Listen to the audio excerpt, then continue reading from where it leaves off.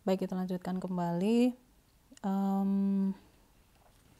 Graf berbobot untuk keperluan implementasi dalam bahasa pemrograman atau implementasi dalam komputer. Kita representasikan graf berbobot tersebut dalam bentuk adjacency matrix W atau matriks ketetanggaan yang berukuran n kali n, dengan n di sini adalah jumlah simpul dari graf yang kita miliki ini, seperti ini ya. Maka saya bisa membuat matriks ketetanggaan, saya berikan gambarnya di sini. Ini sebagai berikut. Untuk simpul-simpul yang jika I sama dengan J seperti ini, maka kita berikan bobot 0, kita isi dengan nilai bobot sesuai dengan yang ada pada graf ini, sesuai dengan bobot yang ada pada sisinya. Itu sebentar, saya isikan dulu. 1, 3, di sini kita berikan bobot tak hingga 1, 3, tak hingga juga. Kemudian di sini 3 dan 3, di sini 6 dan 6, tak hingga juga, di sini juga tak hingga. Saya isi bobot 4 di sini juga 4, 2, 5, 2 dan 5. Jadi matriks W ini dia merepresentasikan graf G yang sudah pernah kita buat tadi. Dapat diperhatikan bahwa contoh di sini yang menghubungkan antara simpul 1 dan simpul 2 memiliki bobot 1, kemudian V2 dan V3 terhubung dengan bobot 3, V2 dan V3 terhubung bobot 3, dan demikian seterusnya.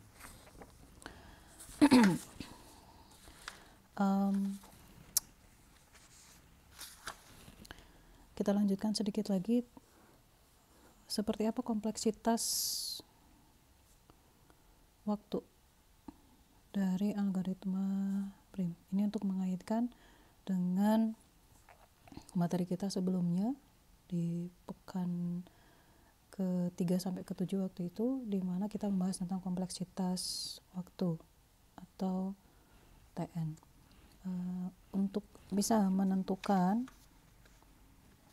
kompleksitas waktunya, coba kita perhatikan algoritma prim. Saya ingin menunjukkan algoritma prim yang ada di buku Neapolitan. Bisa diperhatikan bahwa ini ada di sub 411. Jadi kalian bisa pelajari lebih lanjut. Kita perhatikan algoritma prim di sini. Ini adalah inisialisasi F yang akan berisi himpunan sisi. Seperti ini ya, F akan berisi himpunan sisi, Y berisi himpunan simpul. F akan berisi solusi, himpunan solusi dari sisi-sisi yang terhubung, yang menghubungkan antar kota tadi. Awalnya diinisialisasi dengan himpunan kosong. Kemudian bagian kode ini, for ini, dia menginisialisasi karena graf diimplementasikan ke dalam bentuk matriks ketetanggaan W tadi, kita inisialisasi. Kemudian fokus utama dari algoritma prim bisa dilihat pada blok kode repeat ini ya.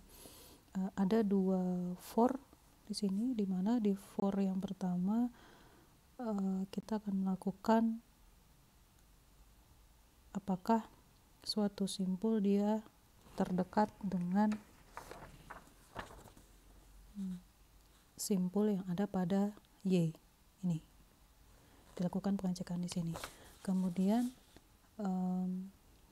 di bagian kode for yang ini akan melakukan penambahan vertex ke dalam Y.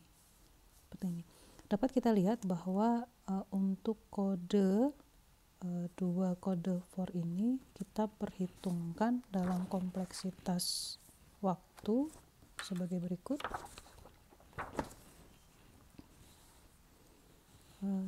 Karena ada 2 kode for, yang di sini ada proses perbandingan atau comparison, maka kompleksitas waktunya akan berbentuk seperti ini, 2 kali n-1. Nanti bisa dihitung, bisa dibuktikan. Kemudian kita juga punya di sini ada repeat, dan repeatnya dilakukan sebanyak n-1 kali. Maka kita juga punya seperti ini. Jadi kompleksitas waktunya 2 kali n-1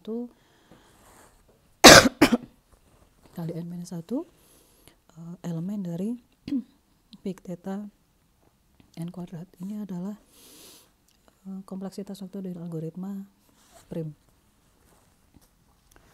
Baik, pembahasan kita tentang algoritma prim selesai sampai di situ. Berikutnya kita akan membahas algoritma Kruskal, masih tentang MST. Kita akan melihat di sini bahwa Kruskal memiliki pendekatannya agak berbeda dengan prim dalam menyelesaikan permasalahan MST, tapi masih sama-sama menggunakan prinsip greedy.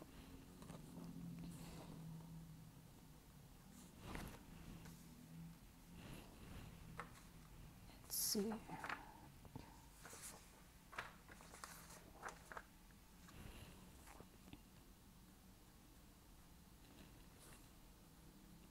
Algoritma Kruskal.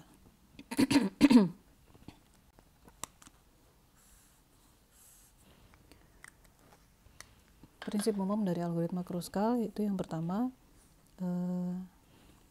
berbeda dengan algoritma prim. Nanti kita akan bandingkan ya, seperti apa algoritma Kruskal ini. Sebentar.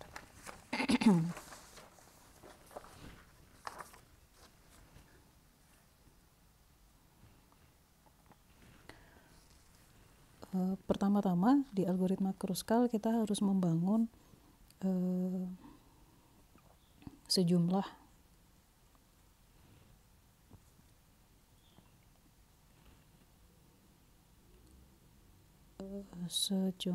subset dari V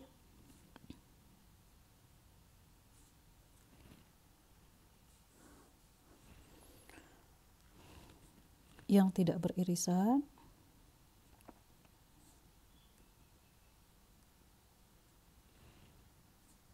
dan kita membuat satu set untuk setiap simpul.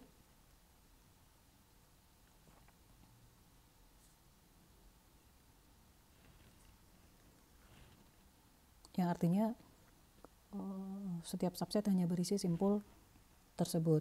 Selanjutnya yang kedua, langkah kedua dalam algoritma Kruskal ini, kita akan lakukan observasi sisi-sisi yang ada. Jadi di sini kita akan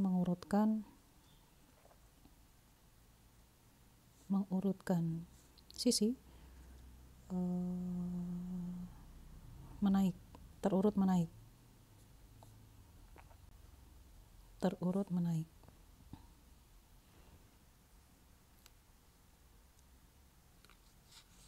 Ini adalah proses inisialisasi pada algoritma Kruskal. Nah, perhatikan dua proses inisialisasi ini tidak dilakukan pada algoritma prim. Nah, algoritmanya akan dimulai dari jika sebuah sisi menghubungkan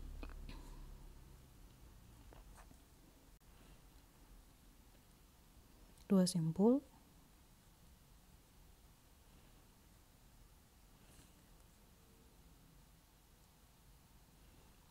maka sisi tersebut akan ditambahkan ke himpunan solusi.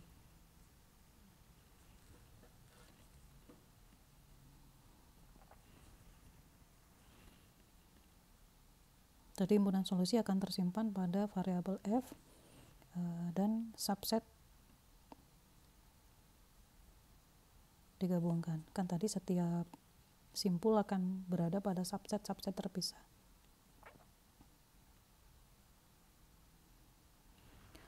Kemudian ini proses tersebut akan diulang yang di atas ini ya.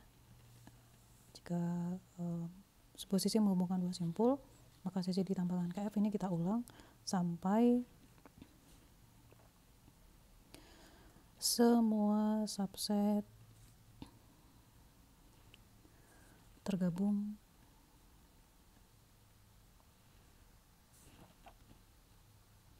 ke dalam satu set. Coba kita tuliskan dalam notasi algoritmik seperti ini. F kita inisialisasi dengan himpunan kosong, kemudian bangun disjoint set, disjoint subset dari V untuk tiap simpul. Kemudian kita akan urutkan sisi pada E terurut menaik, ascending.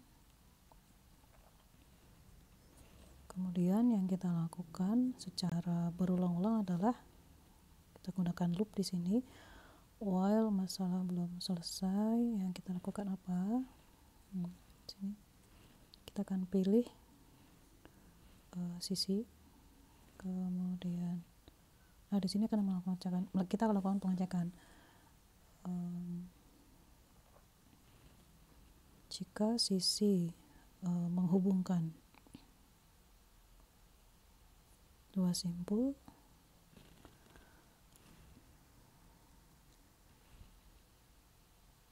apa yang dilakukan? Maka gabung subsetnya, mirip ya seperti ini. Kita gabungkan subset, kemudian tambah sisi ke F. Nah ini dia, tambahkan sisi ke F. Subset digabungkan, sisi juga ditambahkan ke F. Kemudian kita akan cek apakah proses sudah selesai atau belum.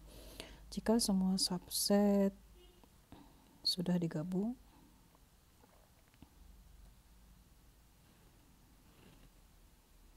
maka masalah selesai. Nah ini notasi algoritmik sederhana untuk algoritma Kruskal. Ini yang berbeda dari algoritma prim di sini. Di sini berbeda. Di sini juga agak berbeda. Coba kita perhatikan bagaimana konsep greedy diaplikasikan di algoritma Kruskal ini. Yang pertama, kita sudah memahami bahwa ada 3 komponen pada algoritma greedy. Yang pertama, adanya selection prosedur. Nah, disinilah. Ini yang disebut sebagai proses pemilihan. Kita harus memilih satu data untuk ditambahkan ke dalam himpunan solusi. Kita tidak memperhatikan pilihan kita sebelumnya atau pilihan yang akan datang. Kita hanya memperhatikan pilihan kita pada saat ini. Kemudian di sini, ini bagian ini adalah kita melakukan pengecekan atas pilihan yang sudah kita ambil tadi. Kita cek. Kemudian yang terakhir ini kita mengecek apakah solusi sudah didapatkan. Jadi terlihat bahwa 3 komponen inilah yang menunjukkan bahwa algoritma Kruskal ini mengimplementasikan prinsip yang ada pada greedy. Bagian di sini adalah inisialisasi. Berikutnya kita akan lihat ilustrasi dari algoritma Kruskal dalam menyelesaikan masalah MST.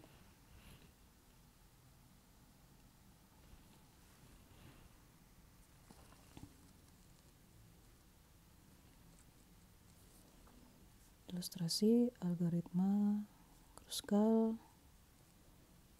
untuk menyelesaikan masalah MST.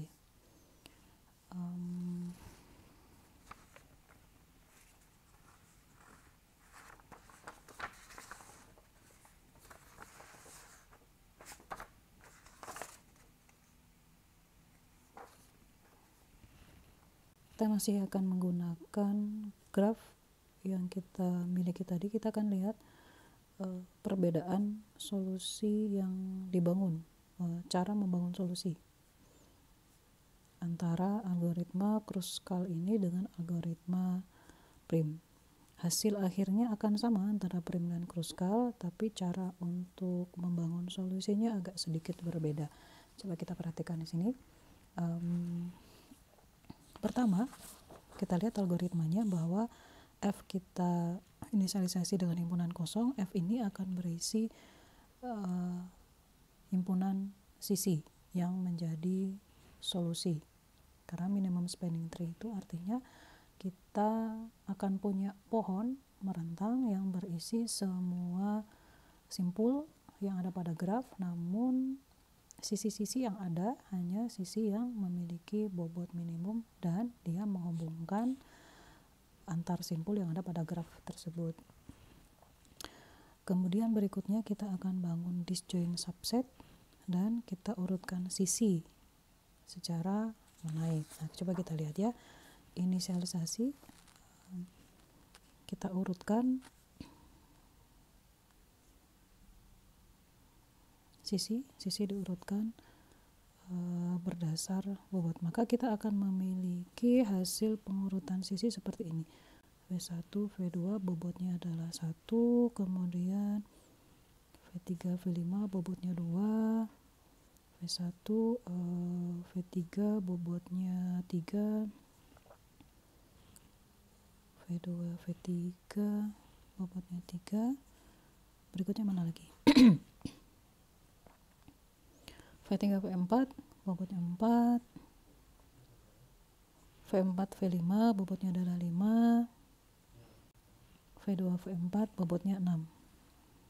Gitu ya, jadi kita urutkan secara menaik. Kemudian langkah kedua, kita membangun subset dari V.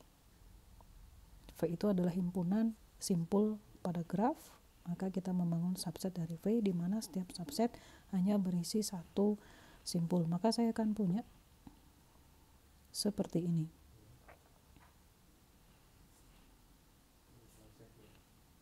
Satu, V2, V3, V4, V5. Seperti itu. Ini adalah proses inisialisasi. Kemudian kita lihat lagi algoritmanya. Kita akan memilih sisi. Nah, disinilah kita memilih sisi yang mana dulu. Sisi ini kita akan pilih berdasarkan sisi yang sudah kita urutkan tadi. Maka kita akan memilih sisi yang ini berdasarkan urutan ini. Yang pertama kita akan pilih selalu yang paling kecil bobotnya, yaitu V1 dan V2. Maka di sini kita akan pilih sisi V1, V2. Maka kita akan punya seperti ini. V1 dan V2 kita hubungkan, bobotnya adalah 1, yang lainnya belum. Perhatikan bahwa ini adalah ilustrasi untuk memudahkan memahami ya. Kemudian langkah berikutnya, perhatikan, kita akan gabung subset sudah tadi ya, kemudian tambahkan sisi ke F. Maka F kita pada tahap ini akan berisi apa? V1 dan V2. F adalah himpunan solusi. Berikutnya, perhatikan lagi algoritmanya. Apakah semua subset sudah digabung? Belum ya. Masih ada subset yang belum kita gabung. Maka kita akan ulangi lagi, memilih sisi yang mana yang kita pilih. Yang tadi ini sudah kita pilih. Berarti yang berikutnya yang kita pilih yang ini, V3 dan V5. Karena dia bobotnya terkecil yang berikutnya.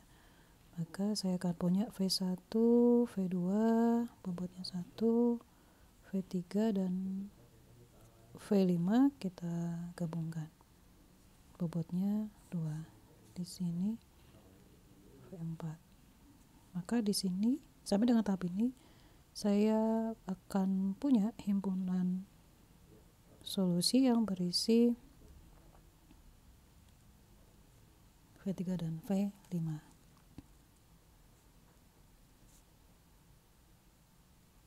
Seperti itu ya. Berikutnya kita akan pilih sisi V1 dan V3.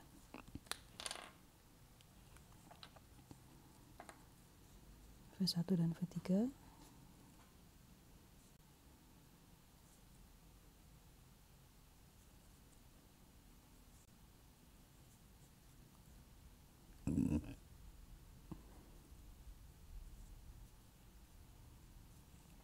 Bobotnya adalah 3. Himpunan solusi F akan berisi 3 sisi sekarang ya. V1, V2, tadi V3, V5, kemudian ada V1, V3. Berikutnya kita akan pilih V2 dan V3. Kira-kira kalau kita pilih V2 dan V3 akan seperti apa? Boleh nggak? Kita perhatikan kalau kita memilih V2 dan V3, maka akan terbentuk siklus seperti ini. Nah, itu akan membuat syarat terbentuknya pohon menjadi tidak terpenuhi, sehingga V2 dan V3 kita akan tolak. Nggak boleh ya. Jadi di tahap ini akan tetap seperti ini. Berikutnya, berarti ini enggak kita gunakan V3 dan V4. V3 dan V4.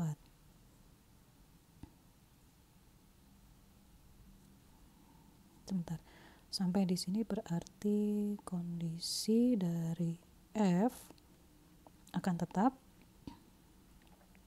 berisi 3 sisi karena V2 dan V3 tidak kita masukkan ke dalam himpunan solusi, karena ternyata kalau kita menambahkan V2 dan V3, sisi yang menghubungkan V2 V3 akan terbentuk bukan tree, sedangkan yang kita inginkan adalah tree atau pohon. Berikutnya kita pilih sisi V3 dan V4.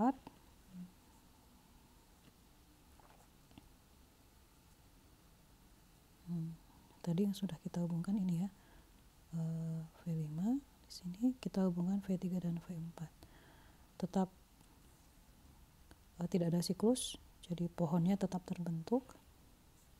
Sekarang coba kita hitung bobotnya, bobot totalnya berapa tuh?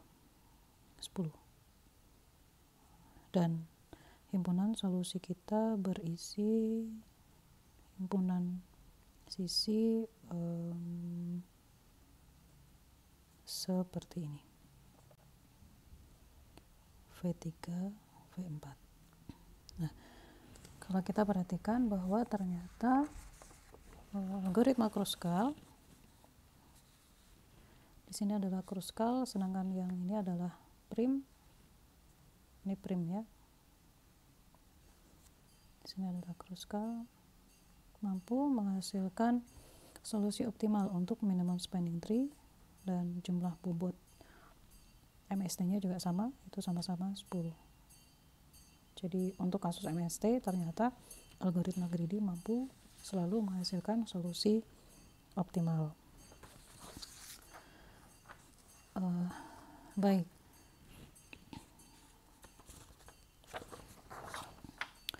Bagaimana kompleksitas waktu dari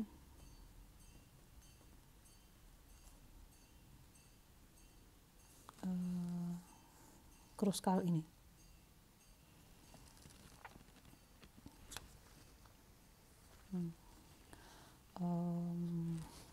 Coba kita perhatikan algoritma Kruskal yang ada di buku Neapolitan.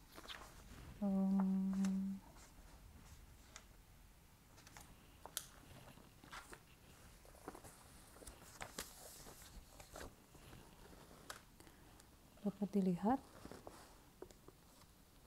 di sini bahwa ada satu loop merepeat di sini di bagian ini adalah inisialisasi mengurutkan sisi, kemudian di sini inisialisasi himpunan solusi F dengan himpunan kosong, kemudian di sini kita akan memilih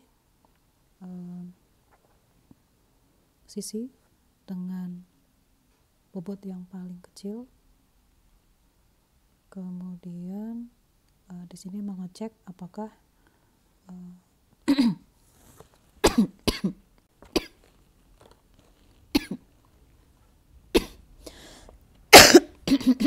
sorry, di sini kita menggabungkan subset, kemudian sisi yang dipilih tadi dimasukkan ke himpunan solusi F, dan kita akan mengulang proses ini sampai semua sisi sudah sampai jumlah sisi yang ada di himpunan solusi berjumlah n-1. N di sini adalah jumlah simpul. Baik, dari sini coba kita bangun kompleksitas waktunya. Ukuran input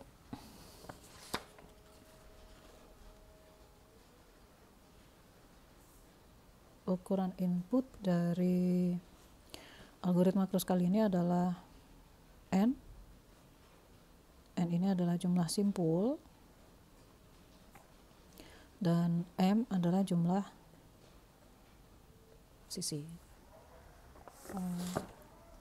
Terdapat beberapa pertimbangan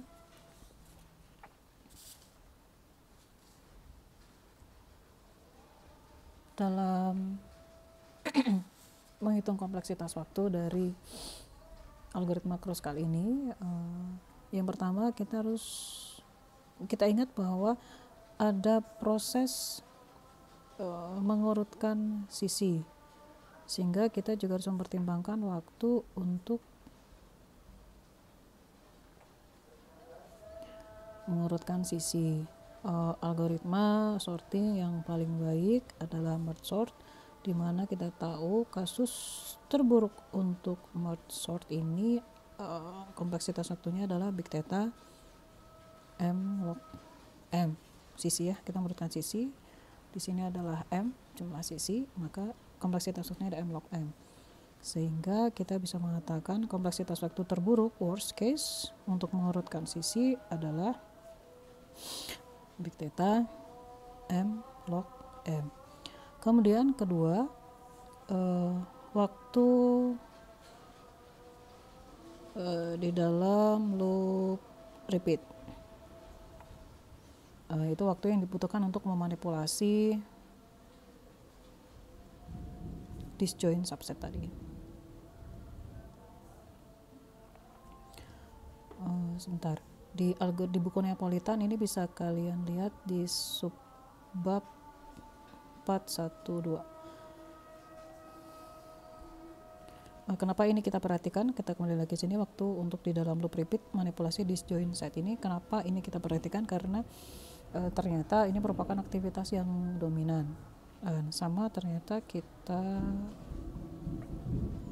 mendapatkan worst case big theta m log m. Nah, kemudian kita juga punya waktu untuk inisialisasi disjoint subset untuk simpul, ada n ya, n buah disjoint set tadi. Jadi kita akan punya n big theta n, karena ini harus sejumlah simpulnya. Jadi kalau saya punya 10 simpul, maka untuk membuat subset simpul ini kompleksitas waktunya ya big theta n. Kemudian kita tahu bahwa m adalah jumlah sisi lebih dari atau sama dengan n-1, maka pengurutan ini dan manipulasi disjoint set yang nomor 2, jadi proses 1 dan proses 2 ini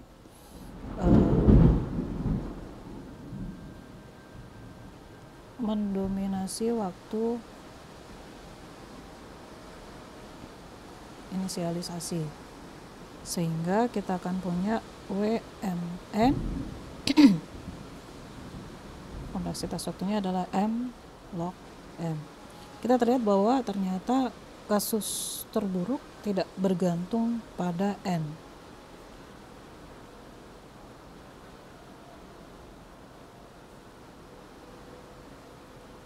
Hanya bergantung pada M, atau artinya hanya bergantung pada jumlah sisi untuk kasus terburuk.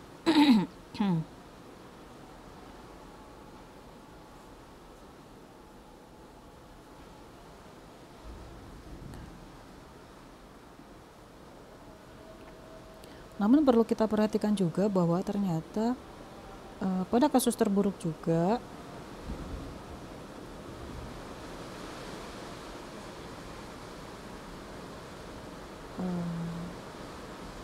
tiap simpul dapat terhubung ke semua simpul lain. Ini kasus terburuk kan, jadi jumlah sisinya banyak banget karena setiap simpul dia pasti punya koneksi ke simpul lain.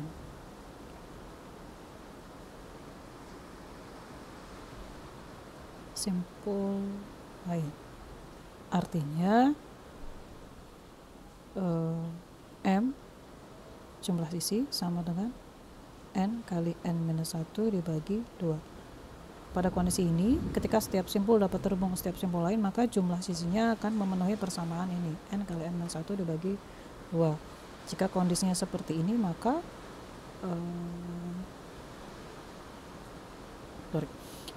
kompleksitas waktunya adalah theta N kuadrat.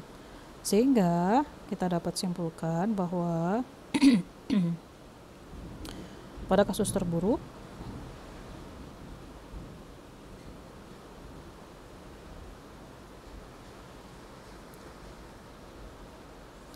kompleksitas waktu W kasus terburuk WM kali WM, N adalah elemen dari, bisa juga kita tuliskan N kuadrat log N kuadrat sama dengan big theta N kuadrat 2 log N, atau juga bisa kita tuliskan dengan big theta N kuadrat log N. Perhatikan bahwa pada kasus terburuk yang bisa kita simpulkan dari sini bahwa algoritma Kruskal memiliki kompleksitas waktu yang lebih besar dibanding algoritma prim. Kalau algoritma prim tadi